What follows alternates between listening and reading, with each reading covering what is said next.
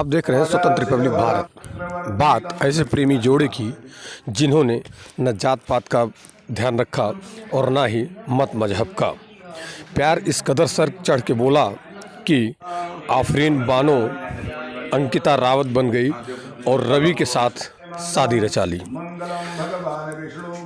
रवि ने जहां एक तरफ आफरीन बानो के साथ मंदिर में 7 फेरे लिए, पूरे सनातन धर्म के रीति और रिवाज के हिसाब से शादी की, वहीं मंदिर में शादी करने से पहले कोर्ट में आफरीन बानो और रवि रावत ने शादी पहले से ही कर रखी थी।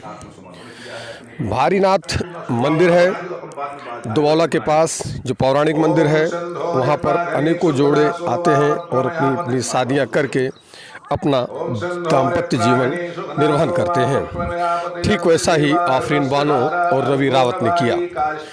रवि रावत नगर बाजार के रहने वाले हैं, उनके घर से कुछ ही दूरी पर रहने वाली है आफरीन बानो, वो भी नगर बाजार की है। दोनों कह सकते हैं कि पड़ोसी हैं, चूँकि एक ही मोहल्ले के हैं, लेकिन दोनों में प्यार इस कदर बढ़ता चला गया कि ना आफरीन बानो रवि रावत के बिना जी सकती थी और ना ही रवि रावत आफरीन बानो के बिना। अंत में दोनों ने निर्णय लिया कि हम दोनों क्यों ना एक हो जाएं, और दोनों ने पहले कोर्ट में शादी रचाई, फिर बाद में दुबौला के पास स्थित भारीनाथ शिव मंदिर पर जाकर दोनों ने शादियाँ रचाई और जीवन में साथ साथ चलने का शपथ लिया। निश्चय किया जो भी हो, दुनिया कुछ भी कहे, दुनिया कुछ भी सोचे, लोग कितने भी ताने मारेंगे, लोग कुछ भी कहेंगे, लेकिन हम तो अब साथ ही साथ रहने वाले हैं। इसलिए दोनों ने शादी की और शादी कर कर दोनों बाहर चले गए।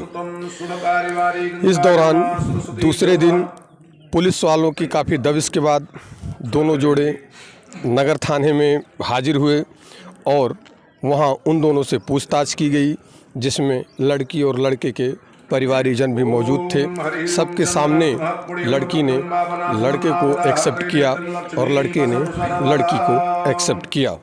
दोनों ने कहा कि ये हम दोनों जीवन साथी हैं। आफरीन बानो ने कहा कि रवि रावत मेरा पति है, और रवि रावत ने पूछने पर बताया कि आफरीन बानो मेरी पत्नी है। हम लोगों ने पूरी तरीके से विधि विधान से शादियां कर ली हैं। यह अक्सर देखने को मिलता है कि जब जब दो प्यार करने वालों पर नज़रें अधिक लगाई जाती हैं तो दोनों तरफ से ही वो प्यार और सर चढ़ के बोलने लगता है, और अंजाम यह होता है कि दोनों तरफ से समाज, परिवार, धर्म, जाति, किसी भी चीज़ का परवाह किए बिना एक दूसरे के होने को आतुर हो उठते हैं। यहाँ भी कुछ ऐसा ही हुआ। रवि से बातचीत करने पर बताया गया कि आखिर यह अचानक क्यों। रवि रावत ने बताया कि यह अचानक नहीं है, हम दोनों का प्रेम पिछले 4-5 सालों से चल रहा था, जो अब धीरे धीरे परवान चढ़ चुका था और उसे विवाह में तब्दील करना ज़रूरी था। परवीन बानो से पूछताछ की गई तो परवीन बानो ने बताया कि ना कोई लोभ, ना कोई लालच, ना कोई ज़बरदस्ती और ना ही कोई धार्मिक परिवर्तन, बस सिर्फ और सिर्फ मुझे रवि का साथ चाहिए था, और यहाँ मुझे बहुत अच्छा लगता है, इसलिए मैं अपना धर्म, जाति सब कुछ छोड़ छाड़ कर रवि रावत के साथ रहने का निर्णय किया। 2-3 पंडित जी लोगों के साथ बाकायदे मंत्रोच्चारण हुआ। रवि रावत और आफरीन बानो भगवान को साक्षी मानकर 7 फेरे लेकर एक दूसरे के हो गए। दोनों की शादियां संपन्न हुई। कानूनी प्रक्रिया जो थी वह दूसरे दिन पूरा किया गया। उसके बाद दोनों अपने गंतव्य स्थल के लिए रवाना हो गए, जिसमें लड़की के परिवार वाले भी राजी हुए बाद में, और लड़के के परिवार वाले भी राजी हुए। पुलिस की पूछताछ में दोनों की सहमति थी। लड़की पक्ष का कहना था कि जाएं, अब हमको इनसे कुछ लेना देना नहीं है, ये जहाँ चाहें शादी करके रह सकती हैं। वहीं आफरीन बानो तमाम बंधनों से खुद को मुक्त करती हुई अपने पति के साथ, अपने जीवन साथी के साथ अपने रास्ते पर निकल गई। दोनों का कहना था कि अब हम लोग कम से कम चैन से रह सकेंगे, कमा खा सकेंगे, जी सकेंगे। बात करने पर दोनों का कहना ये था कि ऐसी शादियां तमाम हुई हैं, यह कोई पहला या अनोखा शादी नहीं है। और रही बात जाति धर्म की, तो यह न तो ऊपर वाले ने बनाया है और ना ही हम इन पर बहुत ज़्यादा विश्वास करते हैं।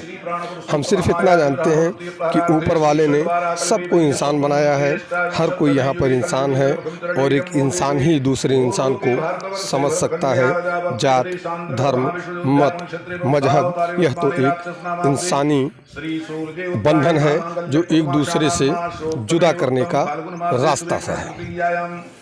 सच है, जब प्यार किसी के सर चढ़ के बोल रहा हो तो वहाँ ना कोई अपना दिखता है, ना कोई पराया दिखता है, ना कोई खून का संबंध दिखता है, ना कुछ दिखता है। बस दिखता है तो सिर्फ प्यार दिखता है।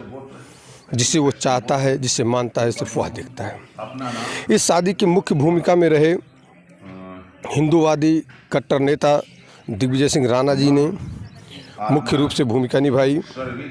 ऐसी कई शादियों में भूमिका निभाते हुए चले आ रहे हैं। इनका मानना है, इनका कहना है कि ना हम कोई ज़ोर ज़बरदस्ती करते हैं, ना किसी तरीके का प्रलोभन देते हैं, लेकिन जिन मुस्लिम बहनों को ऐसा लगता है कि हमारी ज़िंदगी सनातन धर्म में सुरक्षित है, हम पुनः अपने धर्म में वापस जा सकते हैं, उनका स्वागत है। ऐसी तमाम खबरों के लिए देखते रहिए स्वतंत्र रिपब्लिक भारत।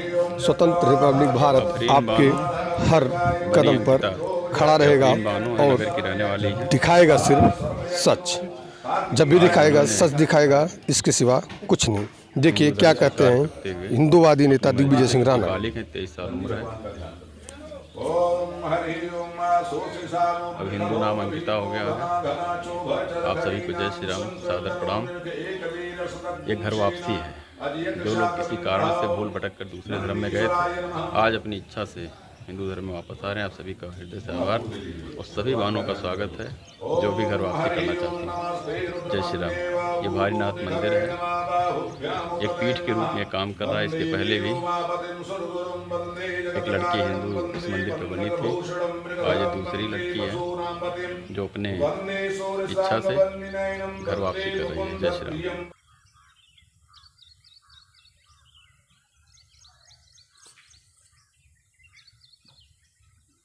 जय हिंद।